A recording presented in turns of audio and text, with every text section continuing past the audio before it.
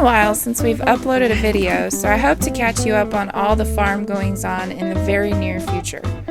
We decided it was time to work our cattle right before Christmas. Right now, we're still working on our own corral setup. We are so thankful to have good neighbors and friends who brought their portable corral over and helped us get the cows into the corral. Most importantly, we made sure all our cows are black-legged and have tags, amongst other things. We've had a little bit of rain, enough to make the river swell up for a day or two, and Chuck has experienced his first 2 snows. One a dusting, but that didn't stop us from taking the kids for a ride around the hayfield.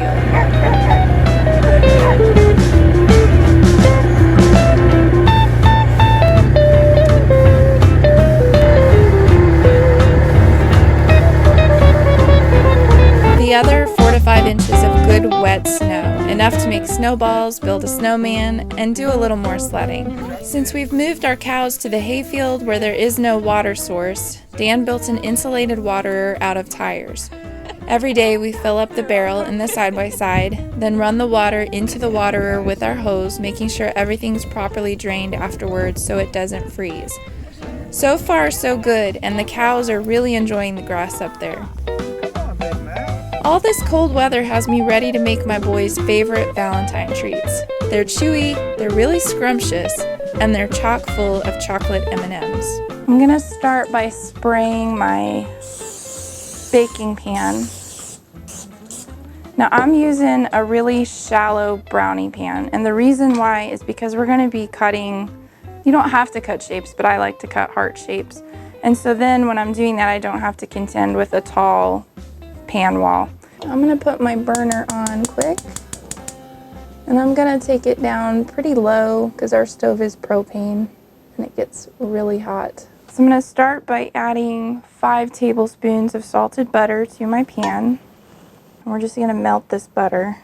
A teaspoon of vanilla, and I like to add in a 1/4 teaspoon of salt. And I'm just gonna mix that. Okay, now I'm gonna add in 6 cups of mini marshmallows. We're gonna keep stirring these till these marshmallows fully melt. I think that is melted good enough. Now you wanna remove the melted marshmallows from the heat. Then I'm gonna add in the Rice Krispies. I don't know what that is in my Rice Krispies. That looks like a cornflake. Anyway, you're gonna add 6 cups of Rice Krispies. I've added as many as 8, and it makes a thicker, chewier Rice Krispie treat, but I'm gonna do 6 this time. I'm gonna partially mix it.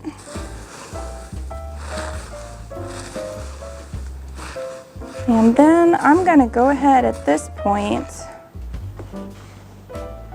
and I'm gonna stir in my M&Ms. Now, the M&Ms, they have decreased the size of the bag, and I noticed because the last time I made these, I used a 12-ounce bag of M&Ms, and this time my bag was 10 ounces. They keep doing that. They keep decreasing the sizes and bumping up the price, and they think we don't notice. But we do notice, Mars. We do notice. So we're gonna add a 10-ounce bag of Valentine M&Ms, and then you're gonna stir those in. I guess it's a positive thing that they keep decreasing the sizes, because I guess that just means I won't eat as many and I won't buy as many. So I remember when I was a kid in elementary school, once in a great while, I would eat at the cafeteria at school. And the cafeteria ladies, very rarely, they would make Rice Krispie treats with M&Ms. I think that was probably the days that every kid in the school ate in the cafeteria because they knew. All right, this is ready to go. I think I'm gonna need a wooden spoon for this part. Once you have them mixed up, you wanna put them in a pan. Now some of your M&Ms will crack, and that's okay. They get hot when you're stirring them into such a hot mixture, and they start to melt. It just makes them even gooier and more delicious. Now a little trick, you can either grease your hands with cooking spray or you can just put water on them. Water seems to work well too. Now you don't want to press them down too firmly because you don't want them to get hard. But we're going to press them to where they fill the pan. I just have some little Valentine hearts, and I like to put them on right away because that way they'll stick to the treats, because the treats will get to the point where nothing will stick to them. I'm gonna let them cool for just a few minutes, and then Zeke's gonna help me cut them out.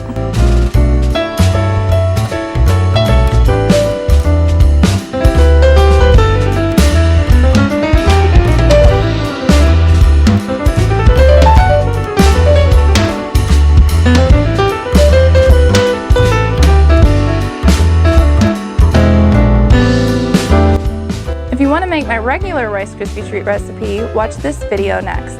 We'll see you next time.